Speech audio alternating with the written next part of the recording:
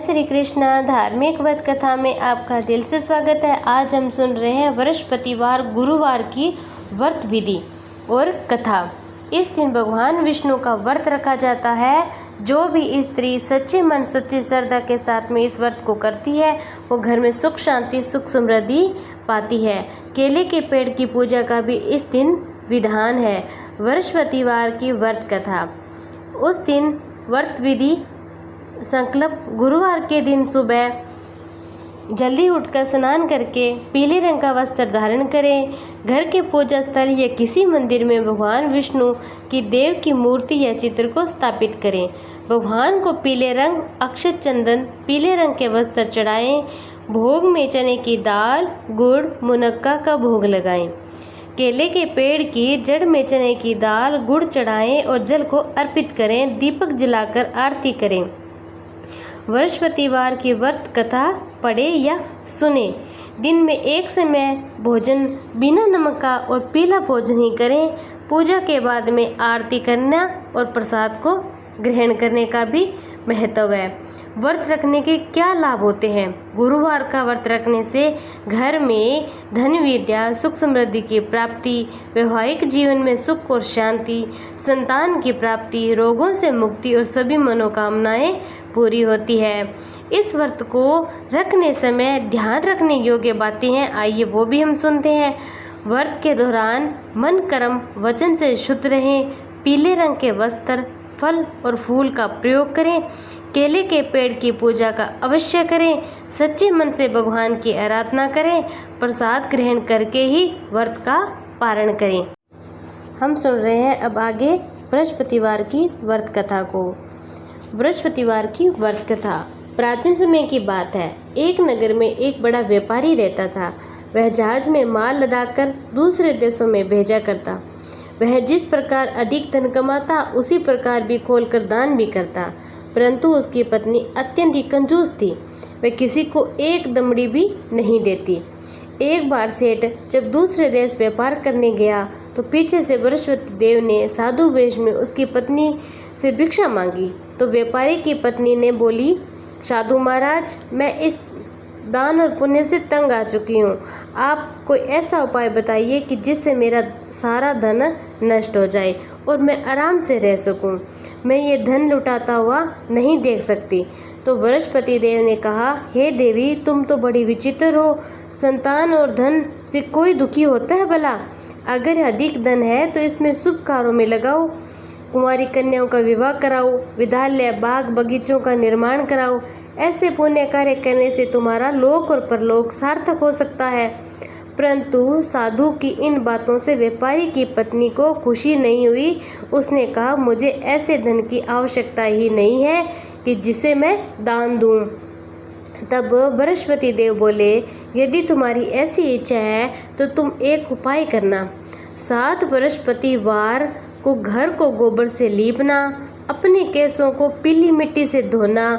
केसों को धोते समय स्नान करना। व्यापारी से हजामत बनाने को कहना। भोजन में मांस मदिरा खाना। कपड़े अपने घर धोना। ऐसा करने से तुम्हारा सारा धन नष्ट हो जाएगा। और इतना कहकर बृहस्पति देव अंत ध्यान हो गए। अब व्यापारी की पत्नी ने बृहस्पति देव से कहे अनुसार 7 बृहस्पतिवार को वैसा ही करने का निश्चय किया। केवल 3 ही बृहस्पतिवार आए थे और उसकी समस्त धन संपत्ति सारी नष्ट हो गई थी। वह परलोक से हार गई। जब व्यापारी वापस आया उसने देखा उसका सब कुछ धन नष्ट हो चुका है। उस व्यापारी ने अपनी पुत्री को सांत्वना दी और दूसरे नगर में जाकर वह बस गया। वहाँ वह जंगल से लकड़ी काट कर लाता, शहर में बेचता। इस तरह वह अपना जीवन व्यतीत करने लगा। एक दिन उसकी पुत्री ने दही खाने की इच्छा प्रकट की, लेकिन व्यापारी के पास दही खरीदने के पैसे नहीं थे। वह अपनी पुत्री को विश्वास दिलाकर जंगल में लकड़ी काटने चला गया। वहाँ एक पेड़ के नीचे अपनी पूर्व दशा पर विचार करने लगा और उस दिन बृहस्पतिवार का दिन था। तभी वहाँ बृहस्पति देव साधु के रूप में सेठ के पास आए और बोले, हे मनुष्य, तू इस जंगल में किस चिंता में बैठा है? तब व्यापारी बोला, महाराज, आप सब कुछ जानते हैं। इतना कहकर व्यापारी अपनी कहानी सुनाने लगा और सुनाते सुनाते वह रोने लगा। तो वृषपति देव बोले, देखो बेटा, तुम्हारी पत्नी ने बृहस्पति देव का अपमान किया था, इसी कारण तुम्हारा ये हाल हो चुका है। लेकिन अब तुम किसी प्रकार की चिंता मत करो। तुम गुरुवार के दिन बृहस्पति देव का पाठ करो। 2 पैसे के चने गुड़ को लेकर जल के लोटे में शक्कर डालकर वह अमृत और प्रसाद अपने परिवार के सदस्यों और कथा सुनने वालों में बांट दो। समय भी प्रसाद और चना अमृत लो और भगवान तुम्हारा अवश्य कल्याण करेंगे। साधु की बात सुनकर व्यापारी बोला, महाराज, मुझे तो इतना भी नहीं बचता कि मैं अपनी पुत्री को दही लाकर दे सकूं। इस पर साधु जी बोले, तुम लकड़ियों को शहर में बेचने जाना, तुम्हें लकड़ियों के दाम पहले से 4 गुना मिलेंगे, जिससे तुम्हारे सारे कार्य सिद्ध हो जाएंगे। उसने लकड़ियां काटी और शहर में बेचने के लिए चल पड़ा। उसकी लकड़ियां अच्छे दाम में बिक गई थी, जिससे वे उसने अपनी पुत्री के लिए दही लिया और गुरुवार की कथा हेतु चना गुड़ लेकर कथा की और प्रसाद बांटकर समय खाया और उसी दिन उसकी सभी कठिनाइयां दूर होने लगी थी। परंतु अगले बृहस्पति को वह कथा करना भूल गया था।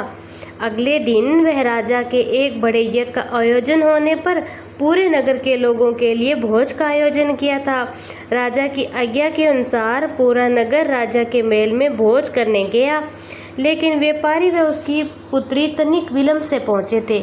अतः उन दोनों को राजा ने महल में ले जाकर भोजन कराया। जब वे दोनों लौट कर आए तब रानी ने देखा कि उसका खूंटी पर टंगा हुआ हार गायब हो चुका है। तो रानी को व्यापारी और उसकी पुत्री पर ही संदेह हुआ। उसका हार उन दोनों ने ही चुराया होगा। राजा की आज्ञा से उन दोनों को कारावास की कोठरी में बंद कर दिया। अब क्या होना था, कैद में पड़कर दोनों अत्यंत दुखी हुए। वहाँ उन्होंने बृहस्पति देवता को याद किया। बृहस्पति देव ने प्रकट होकर व्यापारी को उसकी भूल का आभास कराया। उन्हें सलाह दी कि गुरुवार के दिन कैद खाने के दरवाजे पर तुम्हें 2 पैसे मिलेंगे, उनसे तुम चने और मुनक्का मंगवाकर विधि पूर्वक बृहस्पति देवता का पूजन करना, तुम्हारे सब दुख दूर हो जाएंगे। तो बृहस्पति देव को कैद खाने के बाहर के द्वार पर 2 पैसे मिले। बाहर सड़क पर एक स्त्री जा रही थी। व्यापारी ने उसे बुलाकर गुड़ और चने लाने को कहा। इस पर वह स्त्री बोली, मैं अपनी बहू के लिए गहने लेने जा रही हूँ, मेरे पास समय नहीं है। इतना कहकर वह चली गई। तो थोड़ी देर बाद वहाँ से एक स्त्री और निकली। तो व्यापारी ने उसे बुलाकर कहा कि हे बहन, मुझे बृहस्पतिवार की कथा करनी है, तुम मुझे 2 पैसे का और गुड़ चना लाकर दे सकती हो। तो बृहस्पति देव का नाम सुनकर वह स्त्री बोली, भाई, मैं तुम्हें अभी गुड़ और चना लाकर देती हूँ। मेरा इकलौता पुत्र मर गया है, मैं उसके लिए कफन लेने जा रही थी, लेकिन मैं पहले तुम्हारा काम करूँगी, उसके बाद अपने पुत्र के लिए कफन लाऊंगी। वह स्त्री बाजार से व्यापारी के लिए गुड़ और चना ले आई। समय भी बृहस्पति देव की कथा सुनी। कथा के समाप्त होने पर वह स्त्री कफन लेने अपने घर गई, पर घर पर लोग उसके पुत्र की लाश को राम नाम सत्य कहते हुए शमशान ले जाने की तैयारी कर रहे थे। तो स्त्री बोली, मुझे अपने लड़के का मुख तो देख लेने दो। अपने पुत्र का मुख देखकर उस स्त्री ने उसके मुँह में प्रसाद और चना अमृत डाला। प्रसाद और चना अमृत के प्रभाव से वह पुनः जीवित हो गया। अब पहली स्त्री जिसने बृहस्पति देव का निरादर किया था, वह जब अपने पुत्र के विवाह हेतु पुत्र वधू के लिए गहने लेकर लौटी, तो जैसे ही उसका पुत्र घोड़ी पर बैठकर निकला, वैसे ही घोड़ी ने उसे उछालकर मारी और वह घोड़ी से नीचे गिरकर मर गया था। यह देखकर स्त्री रो रो कर बृहस्पति देव से क्षमा याचना करने लगी थी। उस स्त्री की याचना से बृहस्पति देव साधु वेश में वहां पहुंचकर कहने लगे, देवी, तुम अधिक विलाप करने की आवश्यकता नहीं है तुम्हें। यह बृहस्पति देव का अनादर करने के कारण हुआ है। तुम वापस जाकर मेरे भगत से क्षमा मांगकर कथा सुनो, तभी तुम्हारी मनोकामना पूरी होगी। जेल में जाकर उस स्त्री ने व्यापारी से माफ़ी मांगी और कथा सुनी। कथा के उपरांत वह प्रसाद और चरणामृत लेकर अपने घर वापस आई और घर आकर उसने चरणामृत अपने मृत बेटे को मुख में डाला। चरणामृत के प्रभाव से उसका पुत्र भी जीवित हो उठा। उसी रात बृहस्पति देव राजा के सपने में आए और बोले, हे राजन, तूने जिस व्यापारी और उसकी पुत्री को जेल में रखा है वह बिल्कुल ही निर्दोष है। तुम्हारी रानी का हार वहीं खूंटी पर टंगा है। दिन निकला तो राजा रानी ने हार खूंटी पर लटका हुआ देखा तो राजा ने उस व्यापारी और उसकी पुत्री को रिहा कर दिया। उन्हें आधा राज्य देकर उसकी पुत्री का विवाह उच्च कुल में करवाकर दहेज में हीरे जेवरात दिए। बृहस्पति देव की कृपा से उस व्यापारी के सारे दुख संकट दूर हो गए। बृहस्पति देव की कृपा से ही उसकी पुत्री को अति सुंदर उसका वर और राज्य उसे मिला। अब हम सुनते हैं इसकी आरती। ओम जय बृहस्पति देवाय, ओम जय बृहस्पति देवा, जिन जिन भोग लगाऊं कंदली फल मेवा। जय बृहस्पति देवा, तुम पूर्ण परमात्मा, तुम अंतर्यामी, जगत पिता जगदीश्वर, तुम सबके स्वामी। ओम जय बृहस्पति देवा, चरणामर्त निज निर्मल, सब पातक हरता, सकल मनोरथ दायक, कृपा करो भरता।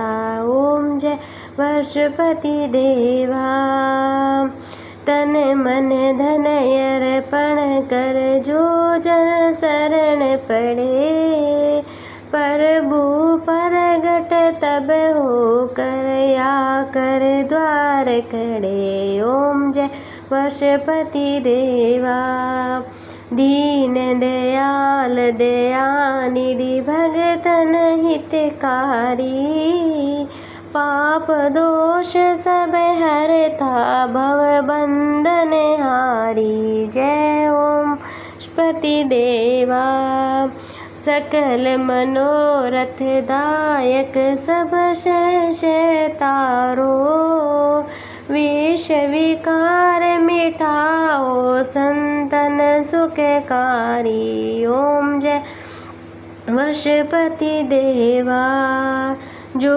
कोई आरती तेरी प्रेम सहित गावे, चेष्टानंद बस सो सो निश्चय पावे। ओम जय बृहस्पति देवा, ओम जय बृहस्पति देवा, जय जय बृहस्पति देवा। बोलो बृहस्पति भगवान की जय हो, बोलो विष्णु भगवान की जय हो। इस कथा को सुनने से और पढ़ने से सब मनोरथ पूर्ण होते हैं, सबकी मनोकामनाएं पूर्ण होती है। हर किसी स्त्री को बृहस्पति देव का व्रत रखना चाहिए।